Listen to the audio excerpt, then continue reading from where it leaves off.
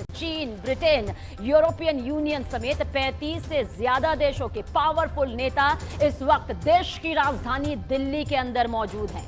आगे आने वाले 20 सालों में दुनिया कितनी बदलने वाली है, दुनिया में कौन कौन से बड़े फैसले होने वाले हैं, ये सब आपको आज भारत की राजधानी नई दिल्ली में तय होता हुआ नजर आ रहा है।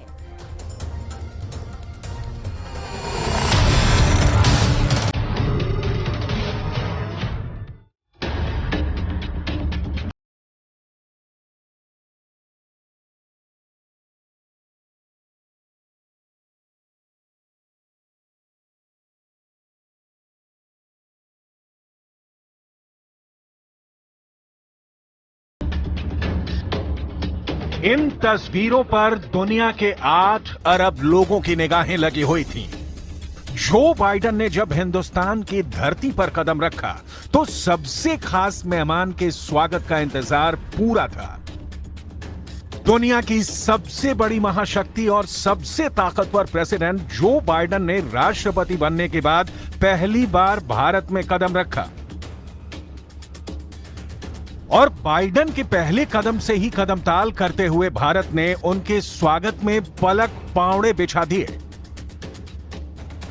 भारतीय संस्कृति की सुंदर छटाओं और लोक संगीत की खूबसूरत धुनों के बीच जो बाइडेन का एयरपोर्ट पर भव्य स्वागत हुआ और फिर प्रेसिडेंट बाइडेन की ताकत की नुमाइश करता हुआ उनकी कारों का ताकतवर काफिला पूरे आन बान शान के साथ दिल्ली की सड़कों पर दौड़ने लगा। G20 का पहला दिन भारत के लिए कई भावुक कर देने वाली तस्वीरें लेकर आया। ब्रिटेन के पहले भारतवंशी प्रधानमंत्री ऋषि सुनक ने भी अपनी पत्नी के साथ भारत की धरती पर पहला कदम रखा। प्रधानमंत्री बनने के बाद ये ऋषि सुनक का पहला भारत दौरा है और एयरपोर्ट पर ऋषि सुनक के स्वागत की तस्वीरों को दुनिया में भारतवंशियों के बढ़ते दबदबे के रूप में दर्ज किया गया। एयरफोर्स 1 से 12,000 किलोमीटर का सफर तय करने के बाद बाइडेन थके नहीं और दिल्ली में उन्होंने भारत के साथ द्विपक्षीय वार्ता की। प्रधानमंत्री मोदी और प्रेसिडेंट बाइडेन के बीच रिश्ते बहुत आत्मीय रहे हैं।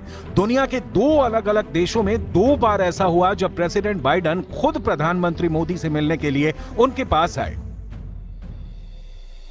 भारत और अमेरिका की गहरी होती दोस्ती और दुनिया में भारत के बढ़ते दबदबे के बीच बाइडेन और मोदी की ऐतिहासिक द्विपक्षीय वार्ता का एक और अध्याय इंटरनेशनल डिप्लोमेसी के किताब में दर्ज हो गया।